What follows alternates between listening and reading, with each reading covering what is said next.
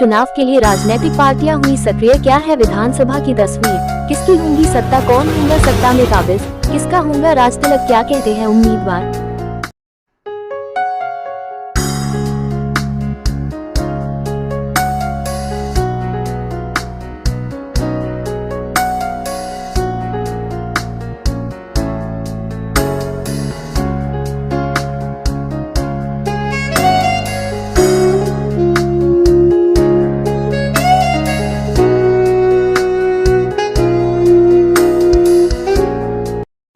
तो क्या कहेंगे आने वाले चुनाव आने वाले हैं, आपका नाम सभी तरफ चल रहा है, क्या कहेंगे कौन कौन से विकास मुद्दों को ध्यान में रखते हुए चुनाव आपने। मैं एकनाथ शिंदे साहब के पक्ष का मुख्य समन्वयक हूँ सिंधी सेल का, और शिवसेना में एकनाथ शिंदे साहब ने शपथ लेने के बाद तुरंत मुझे प्रवेश दे दिया और मैं उनका अनन्य कृतज्ञ हूँ जिन्होंने मुझे ऐसा बड़ा पद दिया है, मुझे साथ रखते हैं। और निश्चित रूप से मैं अमरावती में पिछले 17 सालों से यहाँ आया हूँ मूर्तियापुर से। मैं मूर्तियापुर में 6 टर्म नगर सेवक था और काफी विकास के काम वहाँ किए हैं, पानी पुरोठा योजना, घरकुल योजना और अन्य बहुत सी योजनाएं। मैं जब यहाँ आया तब से मैं यहाँ सिटी का अध्ययन कर रहा हूँ। अपनी जो बहनें हैं, बेटियां हैं, मातृशक्ति है, मैंने अध्ययन किया कि पूरे अमरावती में एक भी सुलभ शौचालय नहीं है।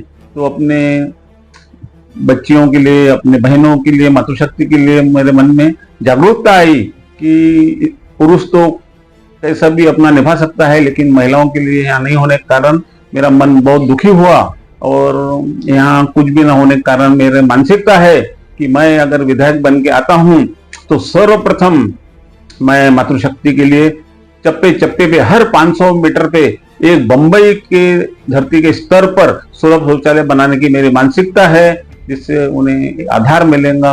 और कैसा है कि यहाँ देहातों से महिलाएं आती है, अन्य शहरों से आती है, बहुत बड़े मार्केट है यहाँ, विजिलैंड, सिटीलैंड, ड्रीमलैंड के बड़े बड़े मार्केट है।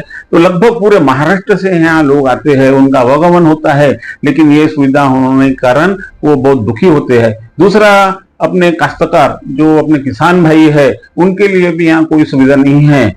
वो आते हैं बेचारे, दिन भर धूप में खड़े रहते हैं, उन्हें वो खाने का स्थान नहीं है। तो मेरी ऐसी भावना है कि एक काश्तकार भवन हो अमरावती में, जिससे अपने किसान बंधु वहां आके अपनी सिदोरी खा सके और सम्मान से ठंडा पानी पी सके, थोड़ा बहुत आराम कर सके। जो राष्ट्र के प्रभाव को लेकर चल रहे हैं किसान, जिससे अपन सब जीवित है, उनका सम्मान करने का भी मेरी धारणा है। दूसरी बात है कि जो यहाँ की सिटी की योजनाएं हैं उसमें बहुत ही त्रुटि है। बड़े बड़े विकास कामों की घोषणा होती है, यहाँ 100,000 करोड़ इसने लाया, 1500 करोड़ उसने लाया, लेकिन जो मूलभूत सुविधा होना कि जो अंडरलाइन पाइपलाइन रहती है, पानी पुरोठा की हो गई और नालों की हो गई, नाली की हो गई, वो यहाँ बहुत ही है। मैं अभी अम्बा माता मंदिर पे गणपति का मुख्य था, वहां मैं आरती में गया तो वहां जो नाला था वहां अपन 10 मिनट भी नहीं रुक सकते। तो ऐसी सुविधाएं देना जिससे रोग भी ना हो, किसी प्रकार के डेंगू फैल रहा है, ये फैल रहा है, ये भी ना हो, इससे भी इंसानों की रक्षा हो, ऐसी मेरी धारणा है कि ये जो प्रमुख मूलभूत सुविधा है वो पहले होना चाहिए। ये पेवर के काम, ये सीमेंट रोड के काम को बहुत पीछे रखना चाहिए, पहले मूलभूत होना, जिससे बीमारियां ना फैले और अपना शहर स्वच्छ दिखे, ऐसी मेरी धारणा है। दूसरा, बेरोजगारों के प्रति मेरी बहुत ही बड़ी आस्था है। बेचारे बड़े मुश्किल से इंजीनियर करते हैं, माँ बाप उनको कर्जा लेके भी पढ़ाते हैं, तो उनके लिए भी, बेरोजगारों के लिए भी कोई भी यहाँ ऐसा प्रमुख ऐसा कोई स्थान नहीं है। अभी भी टेक्सटाइल पार्क का कल अपने आदरणीय नरेंद्र मोदी साहब ने उद्घाटन किया है, उन्हें मिलेंगे। लेकिन जो अपने छोटे छोटे काम हैं, जो ऐसे भाई 500 करोड़ का किसको मिला, 1000 करोड़ का, इसका विकेंद्रीकरण करके ऐसे 25 लाख 50 लाख के काम हर एक बेरोजगारों को मिले, ऐसी भी मैं गवर्नमेंट से विनती करूंगा। और बेरोजगारों को कम से कम अमरावती के 50 से 60 हजारों को रोजगार मिलना चाहिए, ऐसी मेरी धारणा है। और अन्य बातों में भी मैं बताना चाहता हूँ कि जो महिलाएं हैं जिन्हें अपने खुद का उद्योग करती है, उनको भी कोई भी स्थान यहाँ नहीं है।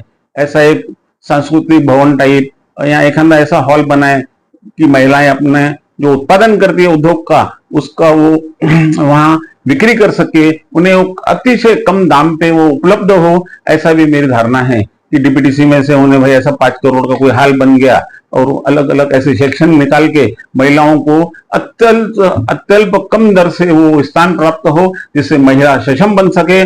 और दूसरी बात, महिलाओं की सुरक्षा का बहुत ही बड़ा मुझे दुख है कि उनकी आए दिन बच्चियों पे अत्याचार हो रहा है, महिलाओं पे अत्याचार हो रहा है। ये मैंने अभी पिछले जो सकल मोर्चा था हिंदू समाज का बांग्लादेश के विरोध में, उसमें मैंने घोषणा की थी कि अगर मुख्यमंत्री साहब और उप मुख्यमंत्री साहब अगर परवानगी देते हैं तो महिलाओं को मैं निश्चित रूप से रिवॉल्वर जो भी इच्छुक होंगे उनको लेके दूंगा। उसके बारे में भी आपकी मीडिया ने अच्छी प्रसिद्धि दिया और आज भी मैं उस बात पे कायम हूं कि महिला की सुरक्षा के लिए अपन कुछ भी करने को तैयार है।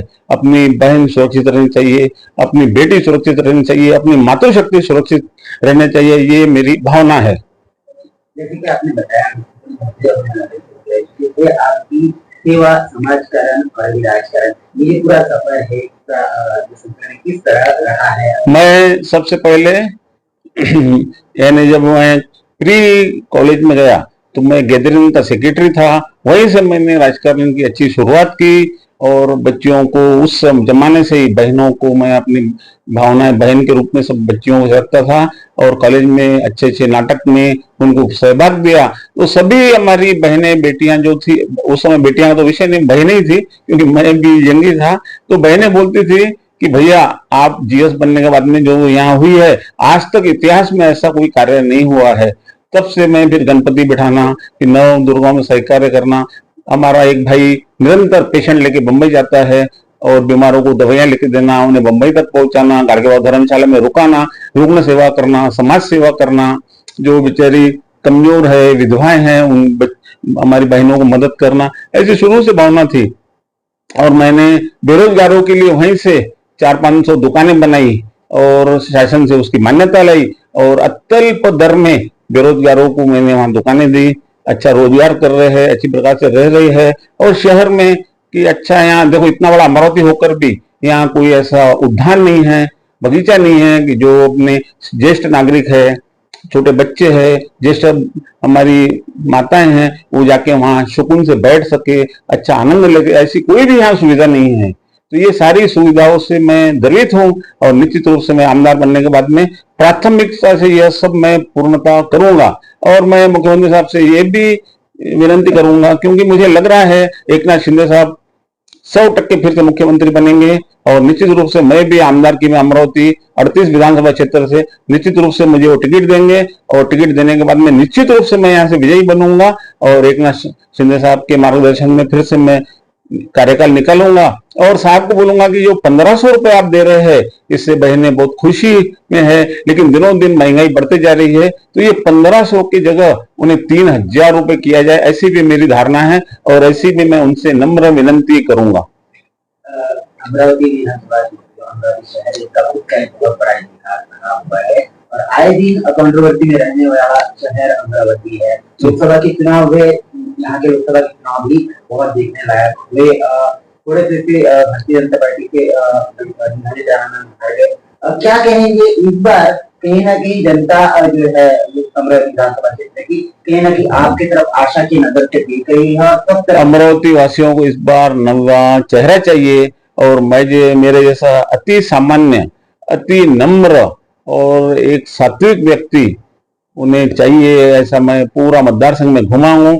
हर एक बहन की भी इच्छा यही है, बेटी की भी इच्छा ये है, मातृशक्ति की भी ये है और बुजुर्गों की भी ये है और अन्य बेरोजगारों की, जवानों की, हमारे सम्माननीय आदरणीय सभी सबकी इच्छा है, सर्विस वालों की, कि नानकराम एक बार आना चाहिए और नानकराम आएंगे तो एक इतिहास रचाएंगे कि विधायक किस रूप से होना चाहिए, किस तरह से जनता का मान सम्मान करना चाहिए, आदर करना चाहिए, उनके कार्य करना चाहिए, ऐसा उनके मन में भावना है। और निश्चित रूप से मैं उनके भावनाओं की कदर करूंगा और मैं उन्हें बताऊंगा कि मैं सही में एक इंसानियत से भरा व्यक्ति हूं और हर काम में, हर परिवार में मैं साथ दूंगा।